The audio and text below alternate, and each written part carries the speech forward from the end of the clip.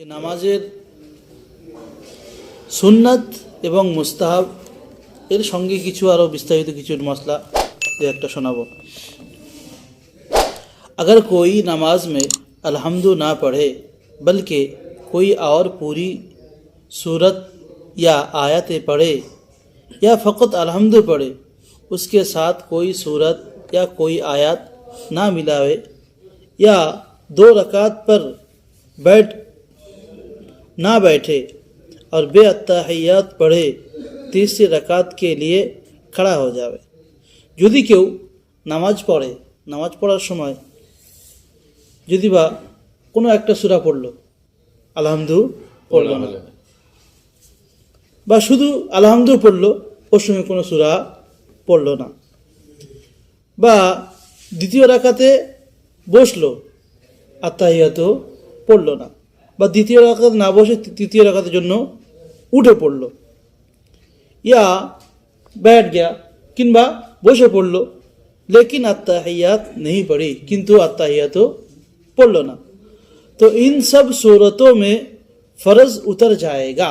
এই সমস্ত ব্যাপারে যে নামাজের যে ফরজিয়াত, নামাজ যে মানুষের উপরে ফরজ, সেই ফরজটা মাথা থেকে নেমে যাবে, ফরজ মাথা থেকে নেমে যাবে।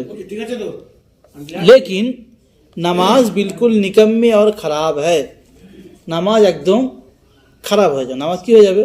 যে নামাজের কোনো কাজ নেই, নিকাম্মি মানে কি, যার কোনো কাজ নেই, এইরকম নামাজ হবে, এইরকম নামাজ আদায় হবে যে নামাজে কোনো তোমার উপকার আসবে না, একদম খারাপ হয়ে যাবে।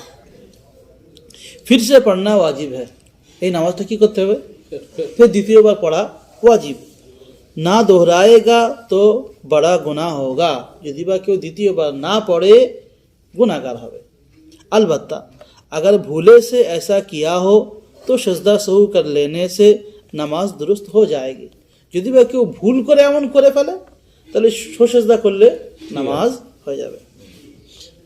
अगर अस्सलामु अलैकुम वरहमतुल्लाह कहकर सलाम नहीं फेरा बल्कि जब सलाम का वक्त आया किसी से बोल पड़ा, যদি বা সালামের সময় আসসালামু আলাইকুম রহমতুল্লাহ বলে সালাম ফিরতে হয়, যদি ওই সময় কেউ যদি সালামের সময় যদি আসসালামু আলাইকুম রহমতুল্লাহ বলল না, বা সালাম করার সময়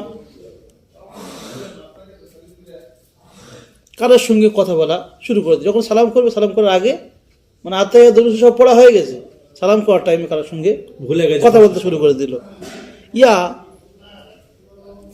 बातें करने लगा, কথা বলা আরম্ভ করে দিয়েছে অলরেডি, या उठकर कहीं चला गया, বা সালাম করার আগে সালাম ফেরানোর আগে উঠে কোথায় অন্য কোনো জায়গায় চলে গেল, या और कोई काम ऐसा किया जिससे नमाज टूट जाती है, বা এমন কিছু কাজ করলো যার দ্বারা নামাজ ভেঙে যায় কিন্তু সালাম ফেরেনি, আত্তাহিয়াত পড়েছে, দরুদ শরীফ পড়েছে, দোয়া মাসুরা সব পড়া হয়ে গেছে, এবার সালাম ফেরার টাইমে সালাম না ফিরে এই সমস্ত কাজ যদি বা কেউ করে তো उसका भी यही हुक्म है, ওরও একই হুকুম কে ফরজ তো সর সে উতর যায়গা, নামাজের ফরজিয়াত মাথা থেকে নেমে যাবে।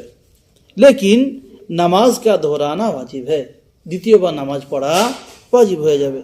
फिर से ना पढ़ेगा तो बड़ा गुनाहगार होगा, যদি বা ফের দ্বিতীয়বার না যদি পড়ে गुनाहगार হবে।